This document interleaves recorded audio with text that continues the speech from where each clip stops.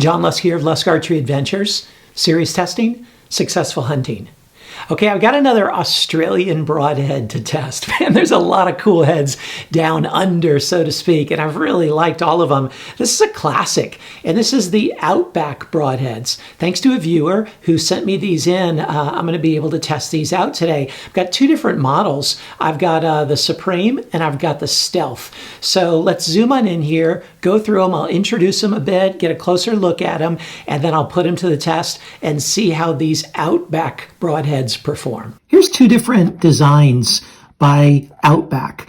This is the OUTBACK Supreme and this is the OUTBACK Stealth. And some things they have in common: they're both two blade, both single bevel. They both are 1 1/8 inch cutting diameter. They both have 0.047 inch thick blades. And they both have a really nice tanto tip on the top to prevent rollover. And they both cost the same. But then there's some really unique differences too, and you can see them right there. That this one in the Supreme has this blade over shaft design that you screw in the broadhead, or screw in the broadhead to the shaft all the way up to here, and the blade extends over it. Whereas this one, it kind of sweeps back this way. And so the amount of the broadhead that extends over the end of the shaft is actually like almost identical, which is really interesting. But the Stealth has just a shorter overall blade length than does the Supreme. So the Supreme here, one other note, it's a 3-to-1 ratio. You know, as an Ashby recommended 3-to-1 length to width ratio, as he says, for maximum penetration. Honestly, I don't know how true that is, and for bone breaching ability, as he recommends that, but that hasn't been my experience. But it is interesting that they have two different designs to accommodate for both desires there. Some of the cool things about these heads is they're 100% made in Australia.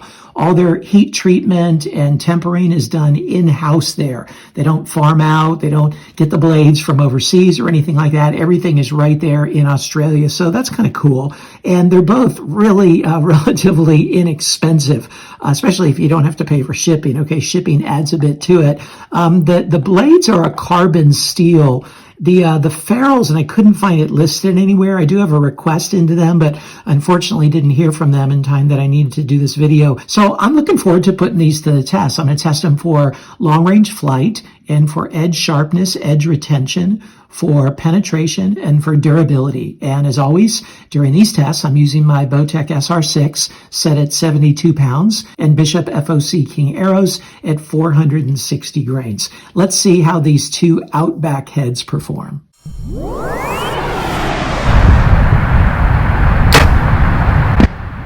Bullseye.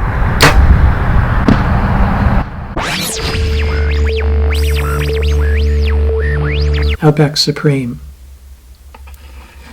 1,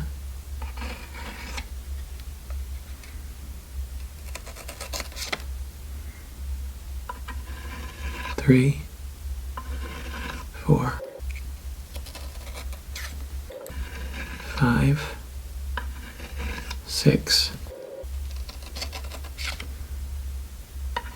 7, 8.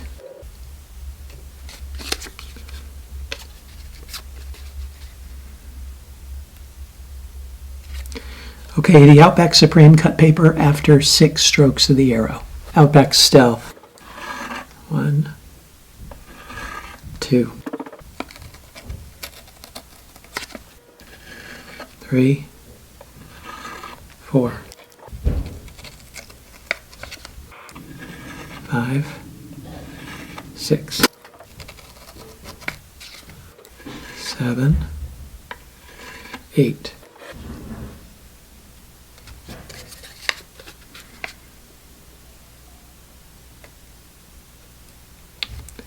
Okay, the OUTBACK Stealth cut paper after 6 strokes of the arrow.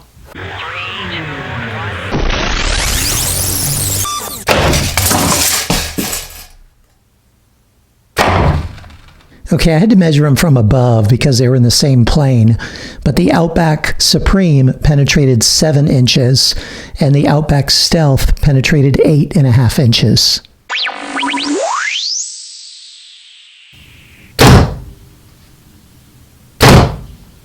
The last layer the tip penetrated through was the 52nd layer. The last layer the Stealth cut through was the 53rd layer.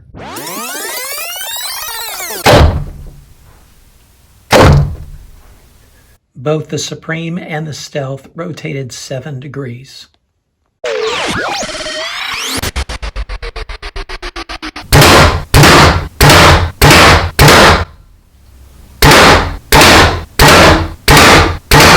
Here's the OUTBACK Supreme after going through the steel plate in these holes 5 times.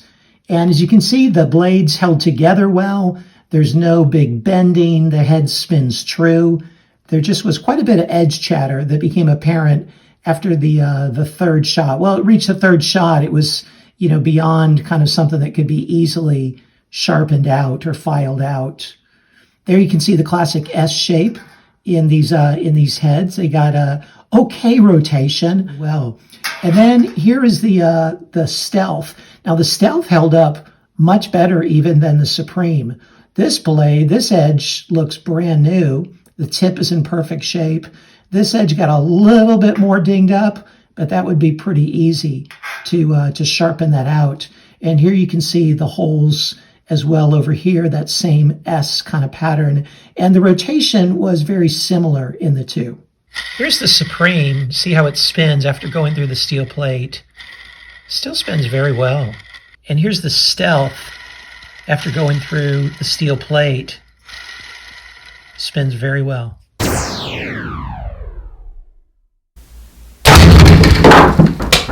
Here's the OUTBACK Supreme after going into the center block. And you can see it bent quite a bit. The ferrule got bent right there at the end, and the head itself got bent.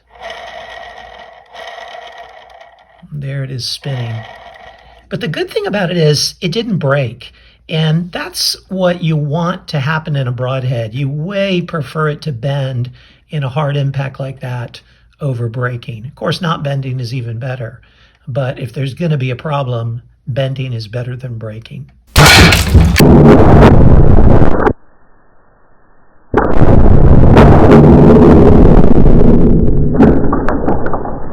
Okay, first of all, you notice that I broke my arrow. Okay, this is after dozens and dozens of this arrow going into concrete. Okay, it's finally met its match. All right, I suppose everything has a limit, but you can see that the head stuck really well. It bent really similarly to the Supreme, almost identical. The ferrule bent the same, and the blade itself bent the same. But again, bending is better than breaking. So what'd you think of the OUTBACK broadheads?